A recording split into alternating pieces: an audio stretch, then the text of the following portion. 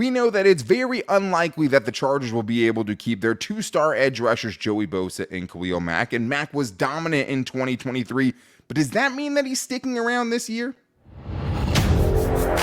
You are Locked On Chargers, your daily podcast on the Los Angeles Chargers, part of the Locked On Podcast Network, your team every day.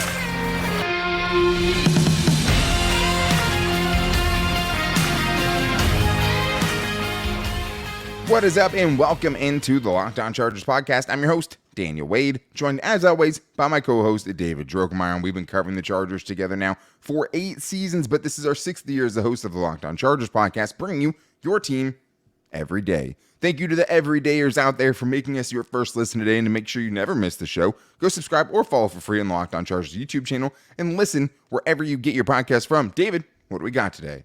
Well, Daniel, we are going to get into stay or go, focusing on the defensive side of things, and there is a lot of very important decisions that the Chargers are going to have to make. None more important than Joey Bosa or Khalil Mack. What to do with those exceptionally large cap hits for the Chargers. And hey, Alohi Gilman was pretty darn good last year. Yeah. I mean, I think Awesome. by all accounts, can the Chargers keep him? Can they figure out a way to make that work in the cap? And then, of course, the linebackers. Both of the linebackers could be gone or they could stay for various reasons. K9, Eric Kendricks, we got to see what the Chargers are going to do. Yeah, and there's a lot of free agents and non-free agents, right? Potential cap casualties. When you're $40+ million over the cap, you have a lot of guys who could become expendable. And even for Joey Bosa and Khalil Mack, it seems like it would be straightforward, David.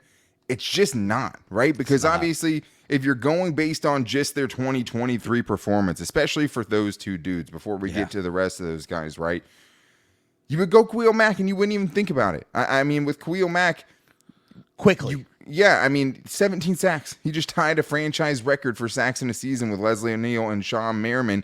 So that's why we wanted to go through today and put some percentages next to how likely we think these guys are to come back. Because if you're simply doing, staying or going, a lot of dudes are going this year for the Chargers, and there's not a ton they're going to be able to retain. But it starts with that big four. So for the defense, we'll go over Khalil Mack and Joey Bosa, because those are the big two. One of those guys likely gone, maybe both gone. I don't know. We'll talk about that. And we'll get into the Keenan Allen, Mike Williams situation when we get to that part of the offensive show. But let's start with Khalil Mack here, David, because I had a very hard time. I almost put 50% for Khalil Mack and Joey Bosa, because it does feel somewhat like a coin flip for this one. But Khalil Mack was so good. He's been the model of consistency. He is older, obviously, than Joey Bosa is, so that isn't on his side. But also, he's played every single game over the last 2 years. So whatever age you'd be concerned with, it hasn't really seemed to slow him down that much. There's still so many parts of his game where he's very, very good. He feels like he's a Jim Harbaugh type of player. But if I'm having you put a percentage on how likely it is Khalil Mack comes back in 2024, where would you put that number? Yeah, I mean, it's a very, very difficult decision. I mean, looking at what Khalil Mack has done for the Chargers and also just looking at what he did in 2023 is absolutely spectacular.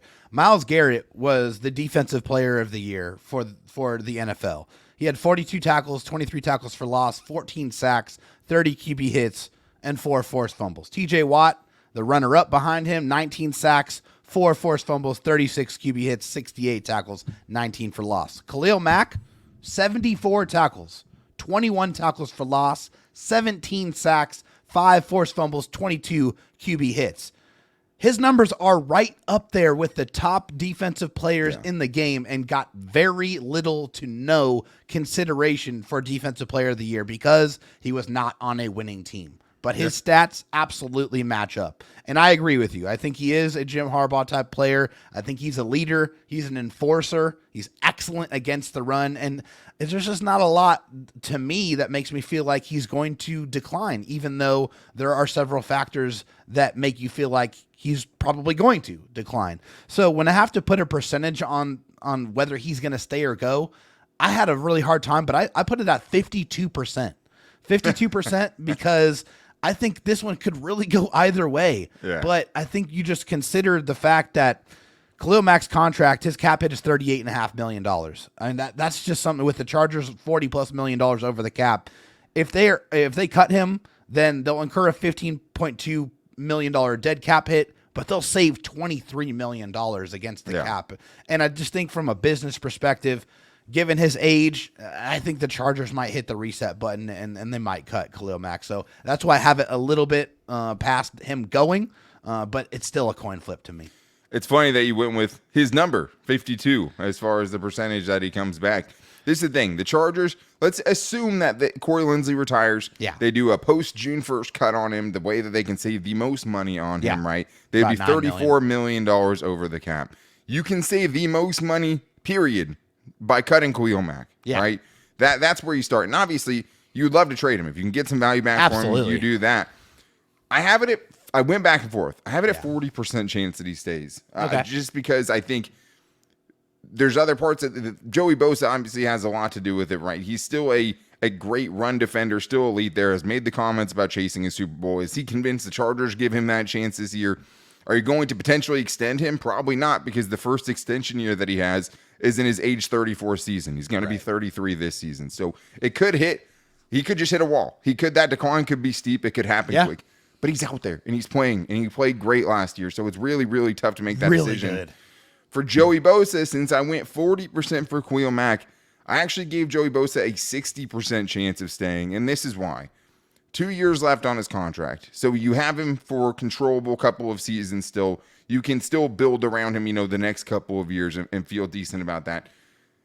$36 million cap hit, 36.6 next year. You only save $14 million unless you do a post-June 1st cut. The post-June 1st cut basically just means you're designating him to cut him later on in the season. If you have more seasons on your contract outside of it being your last year, you can save more money doing it that way. But NFL teams don't always do that. So that would mean you can save 22 if you did that. So close to what you could get for Khalil Mack.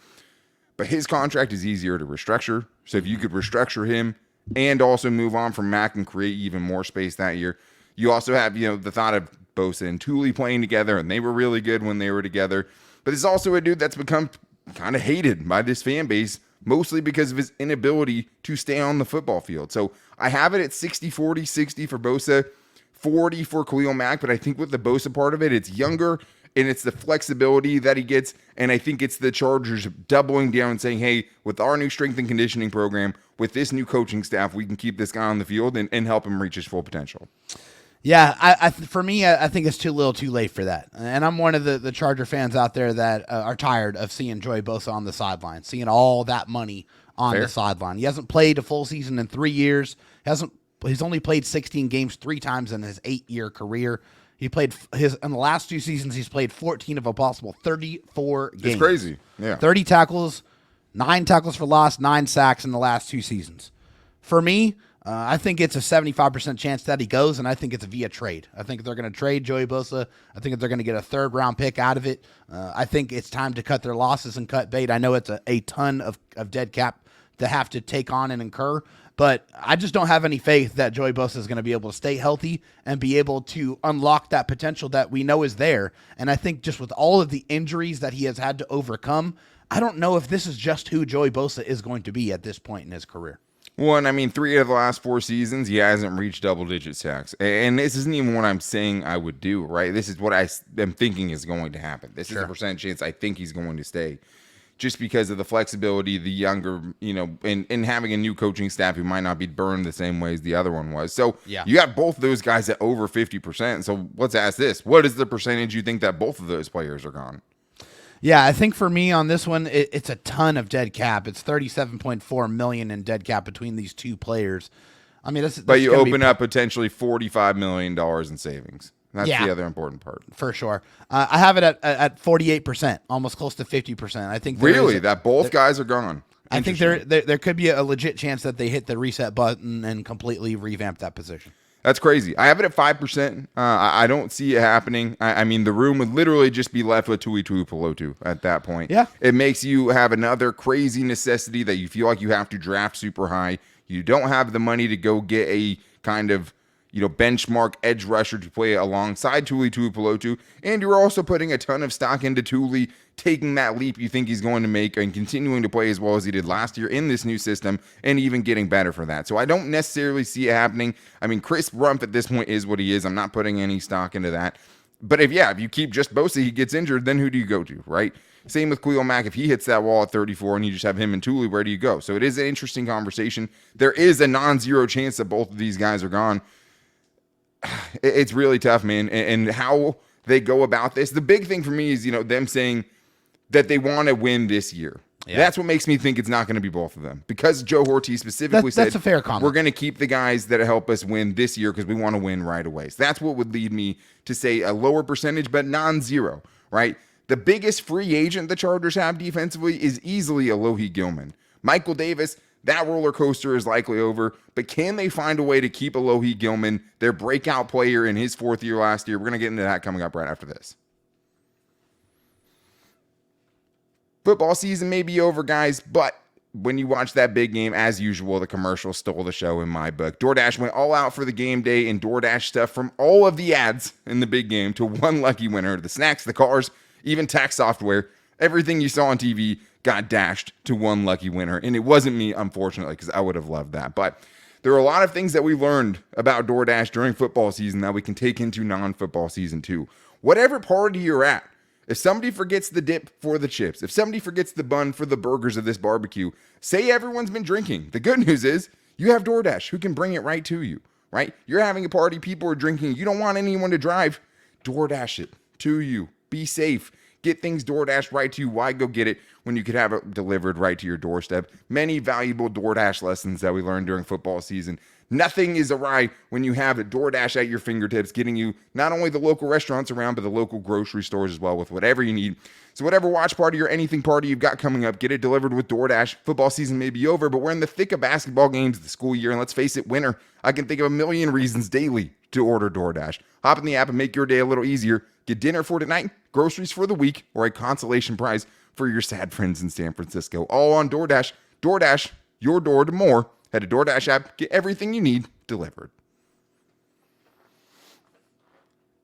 David, we have more stay or go here with really the biggest decisions the Chargers are going to have to make on the defensive side. Not just free agents, guys who could be cap casualties, but the biggest free agent is who we're talking about now, and that is Alohi Gilman, who was one of the few bright spots on the Chargers defense that didn't have a lot of them. Yeah. Dare I say he was the best safety on the Chargers in 2023. And I don't even feel like it's that crazy to say it. It's not. Now comes the hard part. Derwin James is locked up for forever. Derwin James is not going to make it on this show because the Chargers don't have any option but to keep him. And you have to hope that he can get a lot better, and I think we're both hopeful for that. Yeah. Alohi Gilman, on the other hand, really represents the last line of your safety depth before it turns into nothing. Because coming back to this team next year, if you don't bring back Alohi Gilman, is JT Woods, and that's it. Yeah. And that dude was a healthy scratch and hasn't been anything over his first 2 years.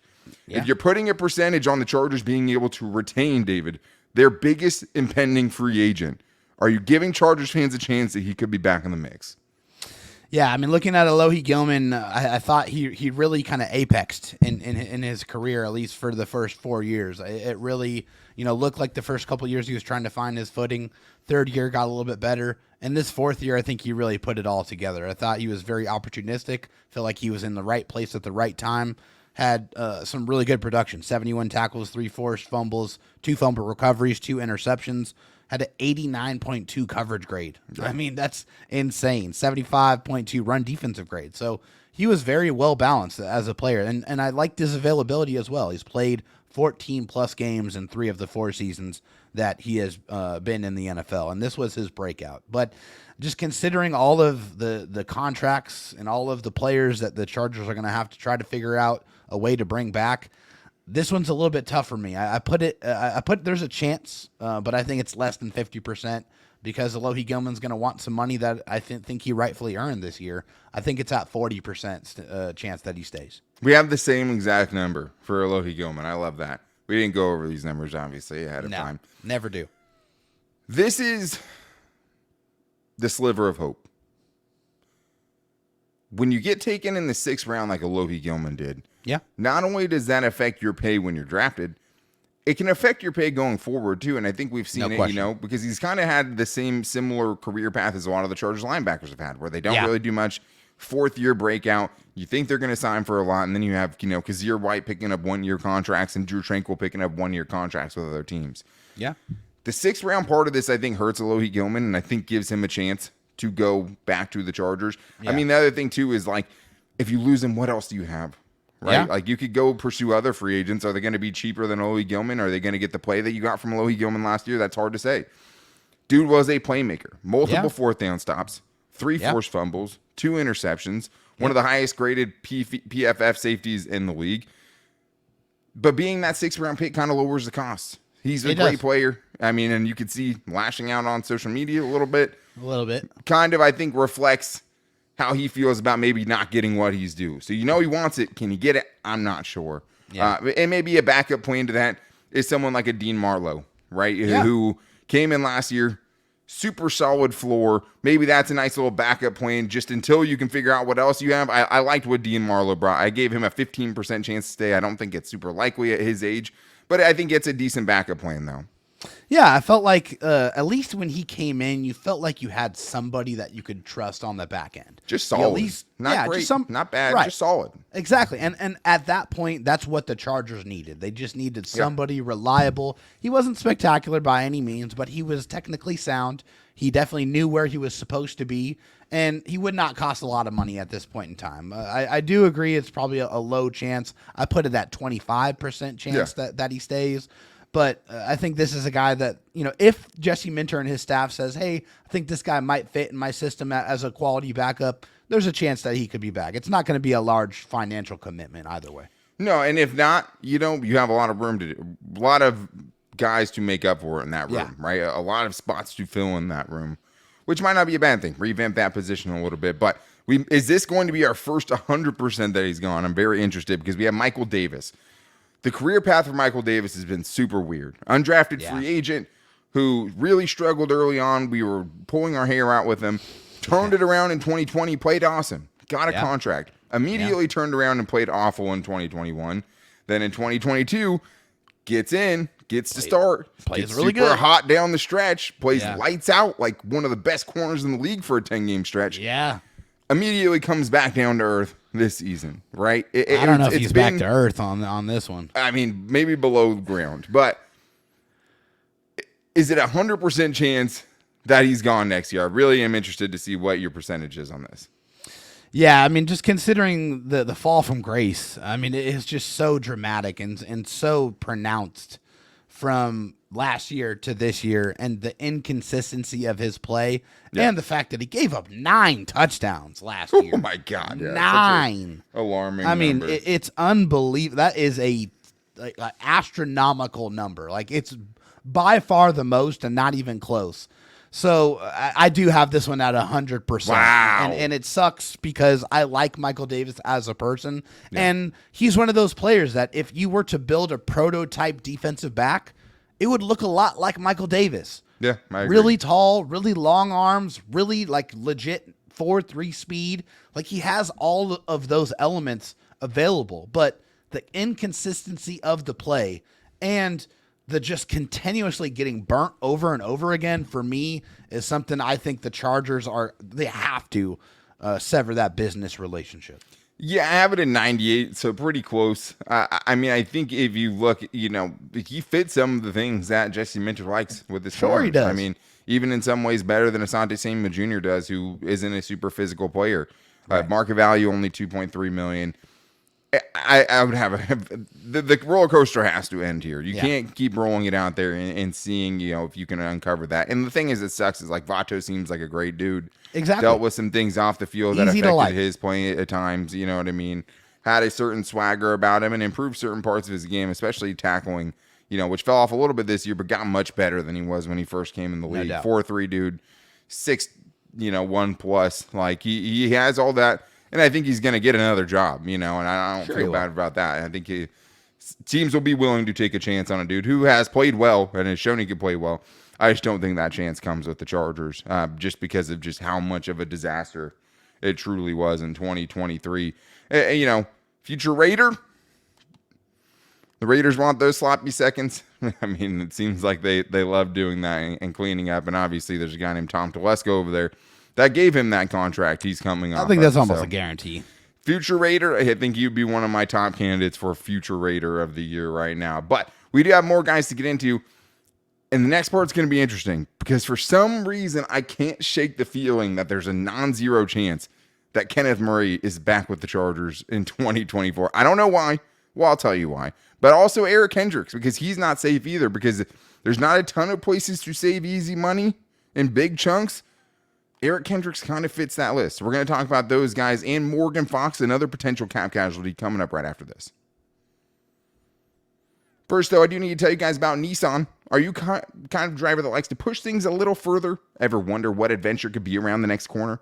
Our friends at Nissan have a lineup of SUVs with the capabilities to take your adventure to the next level. The 2024 Nissan Rogue is perfect for city drives and great escapes. Gone are the days of connecting your phone. Google Assistant, Google Maps, and Google Play Store are built right into the 12.3-inch HD touchscreen infotainment system, and the 2024 Rogue is the perfect midsize crossover for your next adventure. Nissan's incredible lineup also includes the 2024 Pathfinder. It has room for up to 8 and expansive cargo capacity and advanced available 4x4 capability with 284 horsepower and up to 6,000 pounds of towing. When adventure calls, the Pathfinder is there to answer. Take your Nissan Rogue, Nissan Pathfinder, or Nissan Armada and go find your next big adventure. Shop NissanUSA.com. David, let's get into the rest of our stay or goes here, and let's start with the linebackers because the Chargers obviously have, a guy like Deion Henley that's waiting in the wings, but we got to see really none of him last year. You also have Nick Neiman coming back. So you have a couple of guys that are major question marks, but both of the starters have I think we're going to find out, a very good chance to not be with the team in 2024. I just wish that my percentage with Kenneth Murray was lower than the one I'm going to throw out there. And I have a kind of a funny reason why I have that kind of haunting thing that's been coming into my mind. But I do want to tell everyone to make sure they're checking out the first ever national 24/7 sports streaming channel, Locked On Sports Today, giving you coverage of every sport the way that only the Locked On local experts can, because to cover your team every day in your market, there's just no other place that can do it like Locked On. So check out Locked On Sports Today and make sure you subscribe to the first ever 24/7 sports streaming channel. Let's start with Kenneth Murray. Because, like I said, I wish this for me, and it's not a slight against Kenneth Murray, but kind of like the Michael Davis thing where it's like, you can only buy into the hype so long. Kenneth Murray, what did we do last year around this time? We banned Kenneth Murray from being anyone's breakout player of the year because we just said we can't do it. We can't do it again. We've done it. We've gotten burned. It can't happen again. Similar in the Jerry Tillery mold, right? Where you could always see the flashes. You hoped, and I mean, look how you feel about that now. Was a future Raider back then, and now he's just a full-blown Raider. Yeah. Kenneth Murray, potential future Raider? That's another one I could totally see happening. But I wish my percentage was lower on this. What do you have Kenneth Murray's chances of being back with the Chargers next year? Yeah, I mean, the Chargers don't like linebackers. At least the previous regime didn't. That's the hard thing, right? This is a new regime, right? And they might look at Kenneth Murray and say, man, this guy looks the part. I mean, he brings some physicality to the table. But you have to look at the entire body of work here for Kenneth Murray. First of all, is a first-round pick that was traded up for, traded up to go get. Lest I remind you. I'm sorry I have to do that. But and Brandon Ayuk was taken only a couple of spots later. So the Chargers had their chances of pairing those two guys together, and he said, you know what? Anthony Lynn loves the presence this dude brings into a room. Instead of giving Justin Herbert, Brandon Ayuk, let's give him Kenneth Murray. That makes sense. Oh, God. That's horrendous. But the same things were consistent with Kenneth Murray. You get lost in coverage. You'd always take bad angles. And he just never played up to his draft status. So, I mean, with that being said, yes, he had a breakout year to his standard. To his standard. I definitely feel like he definitely played a lot better. He made a couple of impactful plays. Sure. But the chances of him coming back for me is 10%. Okay. And it's very, very low. And honestly, it should probably be even lower than that. I just think that, considering the body of work, it's 10% for me. So this is what my nightmare is. I go to sleep and I have a dream where Jim Harbaugh in the offseason is walking through the Chargers' brand new facilities in El Segundo. And he walks by and it's like, man, who is that dude over there squatting 600 pounds? You know, like if he squints just right, it kind of looks like Patrick Willis. And that man is Kenneth Murray, who off the field, physically, you might be able to mistake for someone like looks Patrick the Willis. part for sure. It just Jim Harbaugh, especially, you know, Ben Herbert probably would be a guy who would love someone like Kenneth Murray, right? Sure. Just because a workout warrior type of dude. The play just never matched the look. And that was the hard thing about it. He looks prototypical linebacker. He looks like the next stage. But if you look like the Baltimore Ravens linebackers, the Patrick Queens, right, the Roquan Smith, he's not even sniffing that, right, production-wise. It was his best season. He's gotten better. I'm done taking any chances on Kenneth Murray. I have it at 20%, which is 19% higher than I wish that it was, to be honest. So Eric Kendricks is another interesting one, David, because are you going to wipe out your whole linebacker room? He's a $9.2 million cap hit in 2024. You saved $6.5 million by letting him go. I thought he played fine. I mean, maybe he has lost half a step from his prime, sure. And the weird thing is he's technically only about to have his 8th birthday because he was actually born on Leap Day, February 29th, 1992.